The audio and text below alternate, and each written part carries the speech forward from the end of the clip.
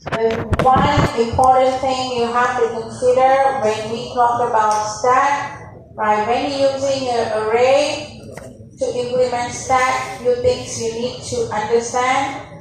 We need to determine which, okay, will be the top of the stack or bottom of the stack. Yeah? For example, these two, right? Now, I have index 0, 1, 2, and 3. Now, bottom index is a bottom of the stack is 3. Right? Now, if you put top index as 3, which is easiest to retrieve data? Okay? Can you visualize it?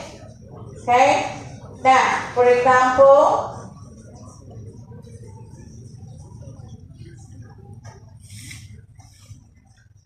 usually we visualize stack like this. Is that correct? Okay? So now we are using the array. Yeah? So this is stop, to push, and to pop. So we're going to use array. Now, how we add into array, how we're going to push into stack, for example. Now I'm going to push number 1. Okay? So this is 1. Okay? Now I want to insert number 2. Okay? Where should I insert? Should I insert in front or at the back here? Alright? So if I need to insert in front, if this is my top, okay? What do I have to do? I have to shift my 1 to here. Is that correct? Then only I can add 2. Okay? If I want to add 3, I have to shift 1 here, 2 here, and 3 here. Okay? So this requires shifting. If I put index 0 as my top. Okay? So now if I put, okay, this is index 0, put 1 here. Okay? This is my top. Correct? Now I want to insert 2. So I'm going to insert here. So now my top will be where? Where's my top? This is my top. Okay? Now I want to insert 3. So now this will be my top. Okay? So which method is easiest? Require no shifting. Shifting is computational cost. Okay? Second method is better? Yes. Okay, let's say we want to remove. How do I remove? Add, okay. How do I remove? From the top, right? Okay. So this one, remove is easy. I just remove. My top will be here, correct? Now, if I remove 3, what do I have to do? Now I have to move 2 here and 1 here. Is that correct? So shifting required. So we choose this method. Okay? So that's the basic considerations. Okay? We have to take a look at it. Okay, so we're going to use the second method. Okay? Now, again, we have to declare the array. We have to keep track of our top index. Okay, so let's take a look at the code.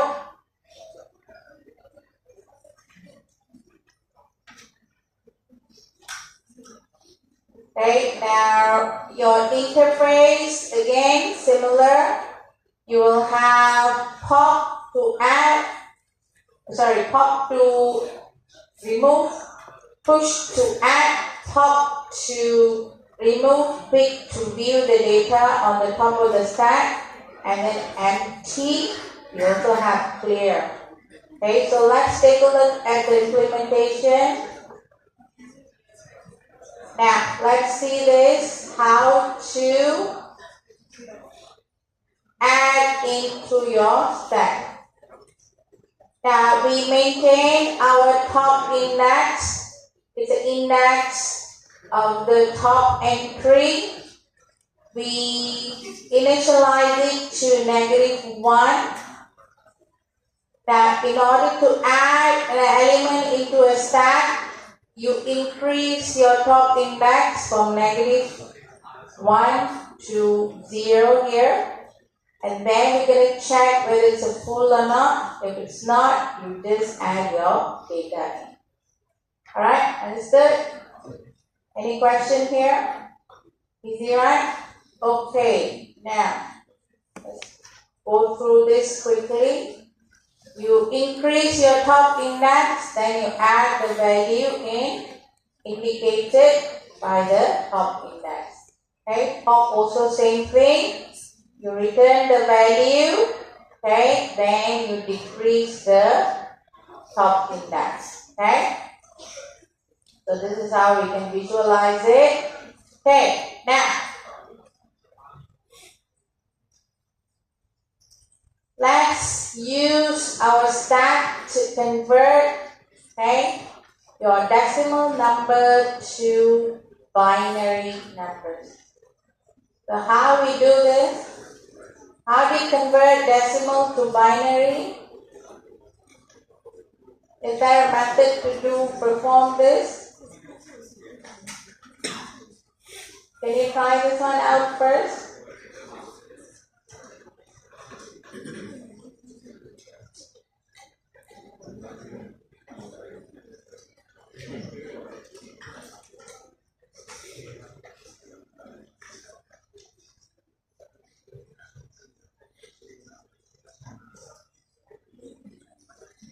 Alright, how we do this?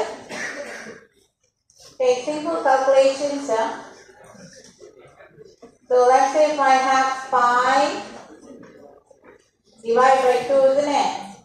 Okay. So what do you get? 2 times 2, 4, remainder 1. Okay, remainder 1, what do we do? Okay, we push into a stack. Alright? Now, so here what we do? 2, 1, what is the remainder? 0. So we push it into a stack. Now here, for 0, remainder 1. We push it into stack. Now normally how do you read? Bottom, up, correct? But for stack, how do we read? From the top, right? But it's already bottom up, isn't it? So what is the value? Alright, when I read it again, it will be 101. It's not 9. 8 is better lah, huh? 8. Maybe I don't know. Okay? Now can you see this? Yeah? So this is the basic way of doing it, huh? Alright, so your operation will be, alright, so we're going to use stack. Alright, of course we need to find out the remainder. We push the remainder into a stack, correct? Okay, then we divide again. So again we repeat this until we reach 0. Is that correct just now? Yeah? Okay, so we're going to read, we pop the top value. Alright, then we can return the value. So that will be 0, 1, 0 earlier. Okay, got it? No problem? Okay, so take a picture of this. Alright, so picture taken.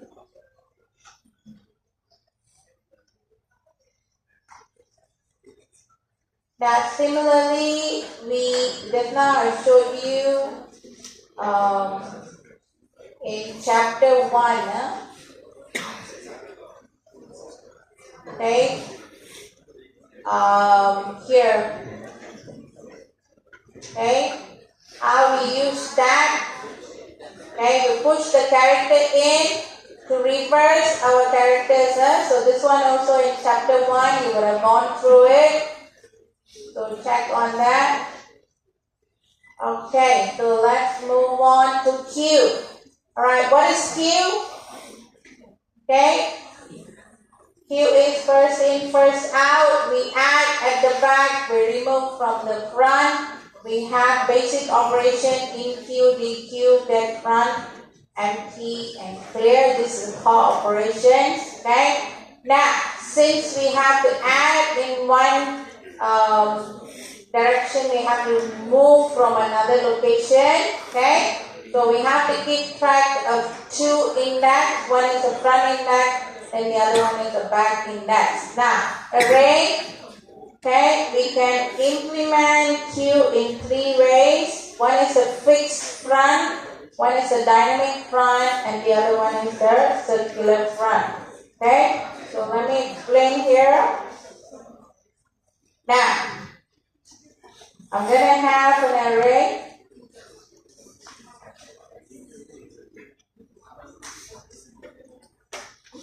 Okay, I'm going to have a front index, I'm going to have a back index. Alright, so I'm going to add data. Let's add data 3. Okay, so my front index will be here. My back index also will be here. Is that correct? Now let's add 4, 5, 6. Alright, so where's my back index? Back index is here. Front index is here. Okay? Now, I add from the back, I remove from the front. So let's remove. Okay? My front index is fixed. Huh? Okay, I'm going to remove 3. My front index will always point to 0. So this is 0, 1, 2, 3, 4, and so forth. Okay? Now, what will happen now? Where's my front index? At 0. There's no data at 0. Can I remove anything after this? Cannot. So what we do? What do we have to do? So I have to shift. Correct? I have to shift. So I need to shift 4 here, 5 and 6. So require shifting enough. Now my back index will move here. Alright, this is fixed front. Okay? Understand? Can we solve this? Is there a way that we can reduce the shifting? Again, 4, 5, 6, 7.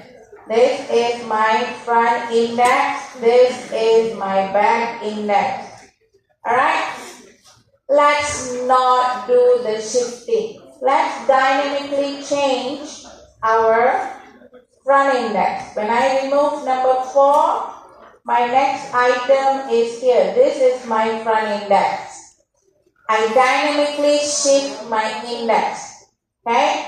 Now, this is, I'm going to remove number 5.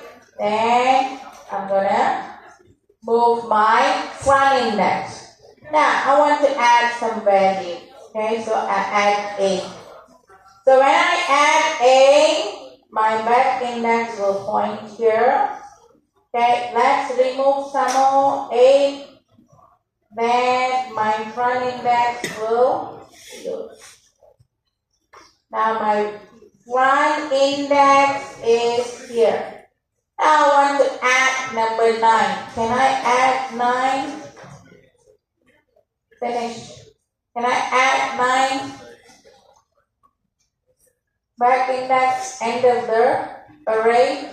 Cannot add. Hey, I have space here, space here, space here. Correct? So problem is dynamic. Okay? Front index is, you will have your rightward drift where space in front is not utilized. Okay? So can we change it? Can we have a better implementation? Alright? So can I utilize the front space? Okay, I want to have another implementation. We call this circular implementation. Okay, so this is my front index, this is my back index. Now I want to add 9. Okay, how to add 9? I want to add 9. Okay, so I want to point my back index here, so I can add the value. Okay, how can we do it? Okay, how can we do it? Okay, there is a formula for it. Okay, this is the formula. Alright, so you have to use your modular arithmetic formula where back index plus 1 divide the length of your array. Okay, then you will get your back index. Similarly for your front index. Okay, so coding for this.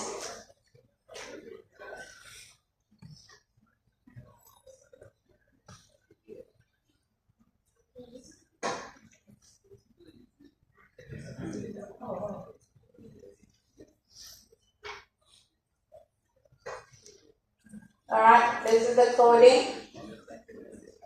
Alright, so if you want to insert the back index, you calculate using your modular function or modular arithmetic formula, figure out your back index, then you insert. Okay, so what is the length? Length will be 5. Okay, what is the value of your back index? Okay, initial capacity is 5. Okay, so 5 plus 5, what do you have? What do you have? 6. Alright, then divide by the length. Okay. Divide by the initial capacity is plus 1, so here, sorry. Okay, so divide, then you will get the index, back index value, and then you can add the value in. Okay, now do you think there is a problem with this? Alright, do you think there will be a problem with this? Okay, remember, fix front, you have to do shifting. Okay, now dynamic front, you don't utilize the empty space. Okay, rightward shift. Okay, now here should be better. We can utilize the space in front. Yes, but what do you think will be a problem? The problem here is you are unable to decide okay, my array is full. Front index is 47, back index is 46. Array is full. Now, array is empty. Front index is 47, back index is 46. Can you see the two difference or not? Back index, front index are the same here. But one shows full array, one shows empty. Right? Now it will have difficulty to determine whether the array is already full or it's already empty. Okay, that's the only thing. So how to solve it? Okay, solution to differentiate your array is full or your array is empty. We can have a counter. Okay, count the value of the entry. If the counter is 0, then it's an empty array. If counter is which has certain number, okay, equal to the length of the array, then it's already full. Okay, or we can leave a space between our front index and back index. Okay, so if there is a one space left, one vacant space left, that means array is full. Okay, you understand?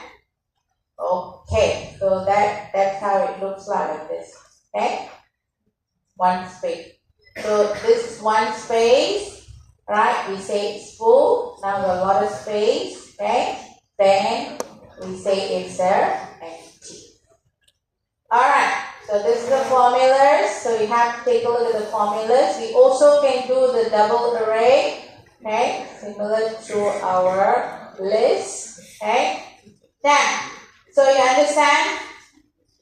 Now remember, for your assignment, you can use all this, okay? Any question? Any question? Alright, no question, very quickly. I'm going to go through this. Now, debate, right, okay. Now, what I want you to do is, okay, I want you to stand here, for example, stand here, and you start from this guy, start from this student here, take his name, his IC number, and his phone number, okay? How fast will you write? 3 information. 20 seconds, very good, okay?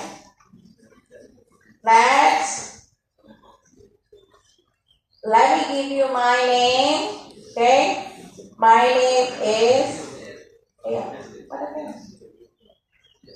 So I'm going to have T,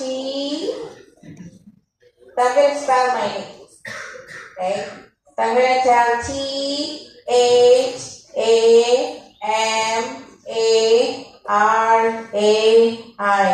Okay, how many seconds already? S-U-B-R-A-M-A-N-E.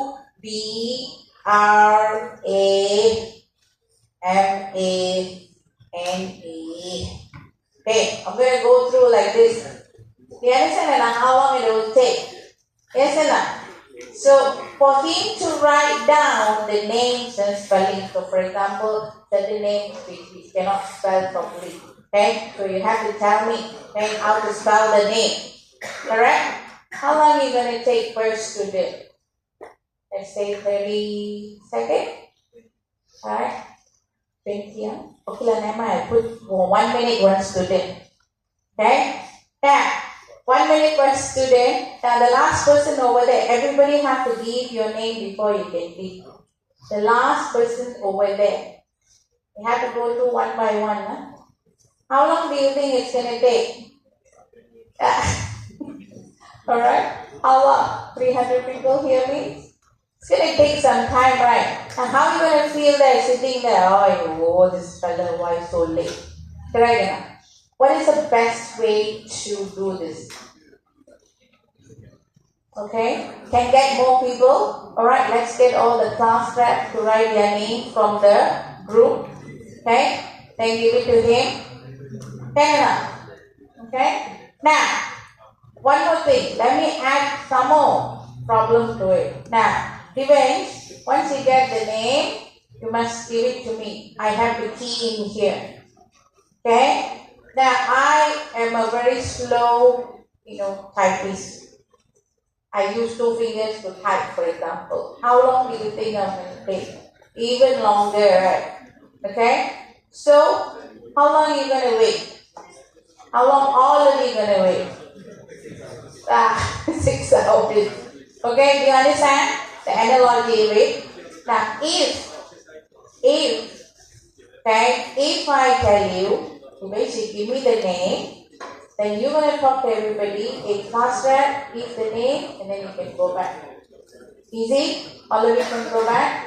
Now, I key in the names. Okay, once I key in, Divesh will check they have got a next set of name or not. Give it to me. I will key in the name. Then, next. You have next? Okay, give it to me. I will check. Then I'm going to ask, do you have next? Yeah, give it to me. Okay, I will type it. Alright, now the rest of you have gone back already, no issues. Alright, now you're going to give the detail. And finally, has next or not? Finish. What are you going to say? No more. Done. Okay, finish already. Okay, has next or not? No more. Why no more? Already at the end already. Okay, so do you understand this? Okay. Now, in our 18, okay, we have data that we have to go through. Okay, we have to go through the data one by one. Okay. Why we have to go through one by one? Because we want to process the data in our collection one by one. We don't want to remove it. We don't want to update it. We don't want to replace it or whatever. We just want to read the data and process it. Okay? So what happens is that iterator will allow us to traverse the collection, okay, from the beginning to the end. Okay? We just want to read the data only. Okay? So Q, for example, okay, you have to remove from front. I don't want to remove. I just want to access the data only. Alright? But I want to read all the data. Okay? So I use an iterator that will check what is my next entry. Okay? And it will ask to advance to the next entry, give reference to current entry, and modify our list. Okay? We use these two functions called iterator and list iterator. For collections, other collections also we have. Alright, so we have three core operation methods for iterator. One is hash next, and remove. Hash next to check whether the next element exists. Okay, just now I asked Divesh for next data or not. Okay, you say yes. And you return the data to me. So when you return the data to me, that is your next. Okay? Return next entry. You give me the data, then increase to the next entry. Advance to the next entry. Okay? Then remove is basically removing the data. Alright, so this is how it looks for your Java utility iterator. Now this is very important for you guys to use for your coursework in order to process your data. Okay? Now here, this is how we code it. For Q, alright, we have next index is less than equal to back index. What that means? It's already end, isn't it? Okay? So we return true or false. Hash next enough. Okay? If yes, mean of course the next index will be lesser than back index. Is that correct? Yeah? Okay. So then we have next mean. Then we process our data. What we do is that we take the array, whatever element in the next data, we return it to the client for processing. Okay, this is very important if you have entities, because in your entities you may have different attributes and you only want to process certain attributes. Using iterator will be the best. Okay, alright, so we implement it as an inner class. Okay, you can take a look at Q, circular Q. Okay, all the way at the back here. So this is how we implement. Alright, so take a look at this as well. Alright, I think that's about it for today. Yeah. Okay.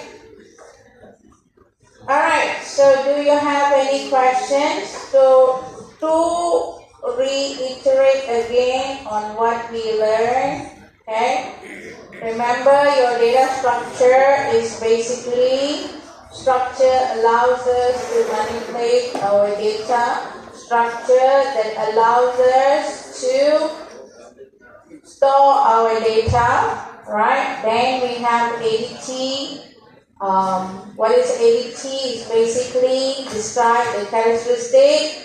Alright, it describes the operation. Basically, it's a logical view.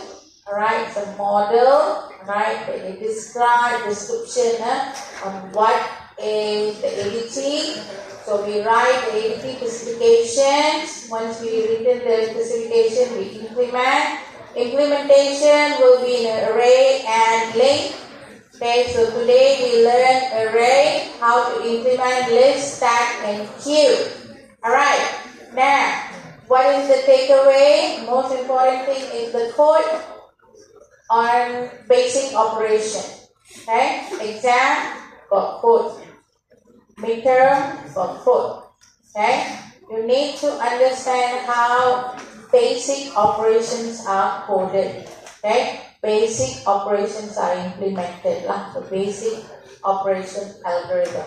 Okay, so you must know how to add in a list. You must know how to add in a queue. You must know how to add in your stack. Okay, so these are the things that you have to take a look at it. Any questions? No questions. Thank you. Alright, no question, then thank you very much.